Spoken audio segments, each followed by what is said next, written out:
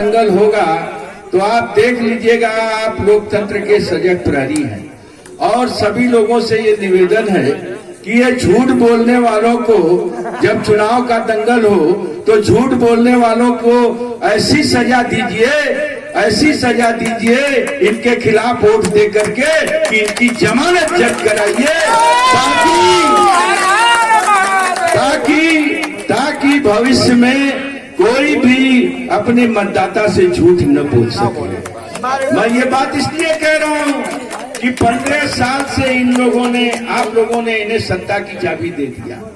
15 साल से, और 15 साल आने के पहले इन्होंने क्या कहा था कि हम आ जाएंगे तो बहुत अच्छे दिन आ जाएंगे,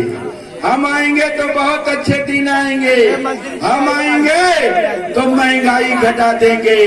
हम आएंगे तो 400 रुपए वाला सिलेंडर 300 में देंगे और 60 रुपए वाला पेट्रोल 30 रुपए में देंगे, हम आएंगे तो किसानों की आमदनी दुगना कर देंगे, और हम आ जाएंगे तो देश विदेश से सभी नेताओं का काला धन ले आ करके हर मतदाता के खाते में कितना कितना देने को कहा था। इसका मतलब सारा झूठ याद है, सब झूठ। और इस कलाकार से लेकर के सभी को, अगर किसी को 15 लाख रुपया खाते में मिला हो तो सुरेंद्र पटेल हमेशा से राजनीति छोड़ करके आपकी पार्टी में चला जाएगा। आपने कैसा झूठ बोला, और आपने ऐसा झूठ बोला कि जब आप आए 2014 में 25 साल का लड़का बेचारा 40 साल का हो गया, और 40 साल वाला लड़का 55 साल का हो गया। मतलब 25 साल वाले की भी जवानी बर्बाद, अब 25 साल का जो था वो 40 साल का जो हो गया वो तो रिटायरमेंट के करीब हो गया। ये कितना धोखा हुआ है। ये इस धोखे का जवाब इस लोकतंत्र की ताकत पर आपका वोट है। संविधान बचाना है, लोकतंत्र बचाना है और पीडीए की सरकार बनाना है पूरे हिंदुस्तान में, तो आरएसएस और बीजेपी के खिलाफ, आरएसएस और बीजेपी के खिलाफ एक एक वोट अपने बूथ पर,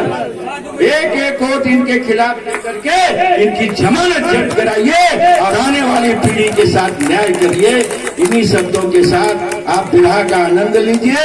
और मैं इतना कहना चाहता हूँ कि हमारे यहाँ तो सांस्कृतिक प्रकोष्ठ है। जिस दिन हम लोगों की सरकार बनेगी, जो भी कलाकार बिरहा का जो गीत होगा सबके तरफ से, ए भाई देखा जितना जने बैठल है इस सबके तरफ से हम माला पहन लेते हैं, स्वीकार हो ना। चलो, तो जब हम लोगों की सरकार बनेगी, इसके पहले भी हम लोगों ने सांस्कृतिक प्रकोष्ठ के बहुत पदाधिकारियों का हमने सम्मान किया है, और अगर इस बार सरकार बनेगी तो हम लोग संस्कृत जो हमारे ये प्रकोष्ठ के जो गायक हैं, जितने भी कलाकार हमारे समाजवादी सांस्कृतिक प्रकोष्ठ के सदस्य रहेंगे, हम लोग अपनी सरकार से मिल करके उनको वेतन दिलाएंगे ताकि उनके जीवन में कभी मतलब गरीबी न आ सके। इन शब्दों के साथ और राष्ट्रीय और इन लोगों को राष्ट्रीय पुरस्कार दिलाएंगे। और हम इन कलाकारों का हौसला अफजाई करते हुए इतना चाहते हैं कि आज जो कलाकार इस बेड़ा के मंच पर